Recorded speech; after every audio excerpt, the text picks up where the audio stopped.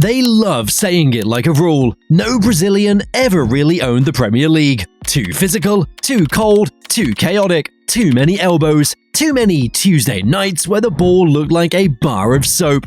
And most people nod along because it sounds right, like the league is some medieval cage match where Flair gets eaten alive. But that rule has a massive, awkward exception. Because one Brazilian did come over here. He didn't join a superclub. He didn't arrive with a PR team and a welcome to England montage. He joined a relegation fight in a town most people outside England still mispronounce. And he still won Premier League Player of the Year, while his team got relegated.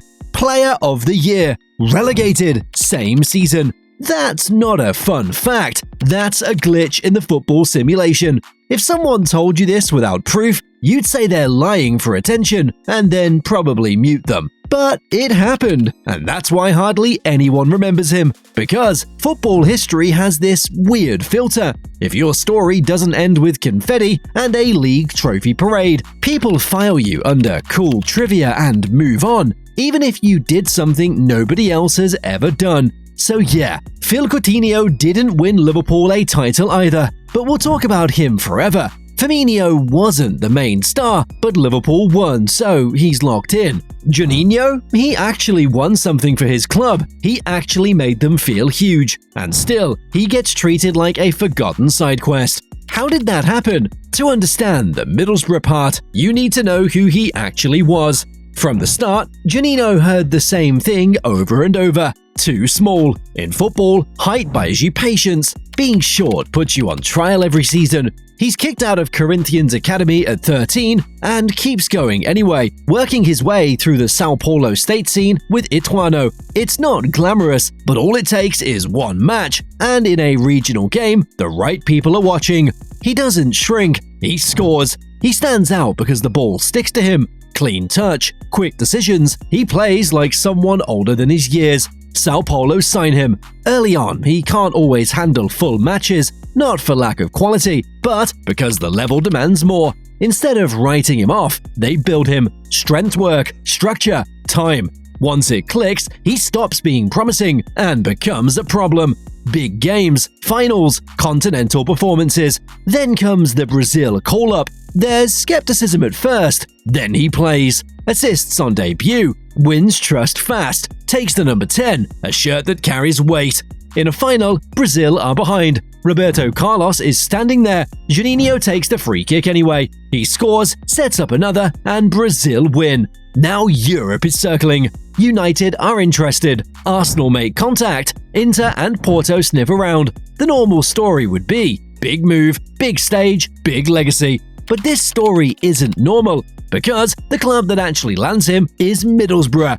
Middlesbrough, not United, not Arsenal, not a flashy project in London, a newly promoted side up north. And the reason is one man with a vision and maybe a little insanity: Brian Robson. Player manager, legend, a guy who watched world-class players join England late, half worn down and still dominate. And he thinks, what if we get one before his peak? So he goes all in, and against all logic, it works. Juninho arrives and the town goes full carnival. 6,000 fans show up to greet him. 6,000 for a Brazilian playmaker joining Borough. The club aren't even prepared. Translator is struggling. Everything's messy. And in the middle of that chaos, Juninho ends up connecting with a Brazilian immigrant family in the crowd and basically gets taken in. They help him settle. He stays close to them for years. That's the first thing I love about this story. It's not polished. It's not corporate. It's human. It's accidental. Then England hits him like a slap. Cold, rain, wind, the kind of weather that makes you question all your life choices. He stuffs newspaper in his boots to keep his feet warm, and people are saying the usual things. He's too small, he'll get snapped, he'll hate the physicality, he'll struggle. For about 10 minutes, it looks like they might be right. Then he gets his first assist in 11 minutes. 11! And suddenly, everyone realizes something. A cold, rainy night in England, it isn't that different from what he grew up playing through back home. If you've played in chaos, you don't fear chaos. You understand it. Juninho starts cooking, and not in a skill compilation way either. He plays like the game is happening in his head a second faster than everyone else. He drifts into spaces defenders don't expect. He turns with one touch, and suddenly, the whole back line is facing the wrong direction. He slips passes through gaps that shouldn't exist. And the fans fall in love immediately, because he plays with joy. Not fake joy, real joy. Like he's still surprised he gets paid for this. Middlesbrough survives relegation, and then they get ambitious. Maybe too ambitious. They start signing everyone. Foreign players everywhere. So many accents, it feels like an airport lounge. They even bring in Fabrizio Ravanelli, fresh off winning the Champions League with Juventus. And for a moment, it looks like the funniest miracle season ever. Juninho and Ravanelli link up. Goals, assists, chaos. People start whispering, wait, could this team actually do something? Then football does what it always does. It takes your dream and starts punching it in the ribs. Nick Barmby leaves, team balance shifts, a virus hits the squad, players end up in hospital, fixtures pile up, legs go, and then the FA situation happens. Borough are struggling to field a team because so many players are ill. They ask for postponement, the FA delay, then postpone, then dock them 3 points and basically talk down to them like they're a nuisance. 3 points in a relegation battle is oxygen. Lose it and everything changes. Even then, Juninho keeps dragging them forward. He scores, he creates, he carries. There are stretches where it doesn't feel like a good player in a bad team. It feels like a great player refusing to accept his team is bad. And then the cup runs start. This is where it turns bittersweet. They keep reaching finals, League Cup final, FA Cup final. They're making history, but it's costing them their league life. The squad is stretched thin. They live in cup excitement and then wake up in the relegation zone. Like, wait, when did this happen?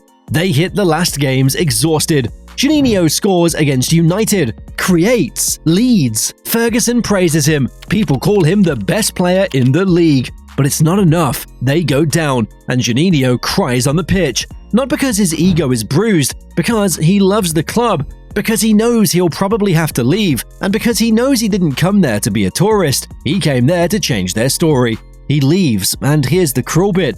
He regrets it. He goes elsewhere, has moments, gets hit by injury, loses rhythm. And even when he wins with Brazil, even when his career fills up with big chapters, the Middlesbrough part keeps pulling him back.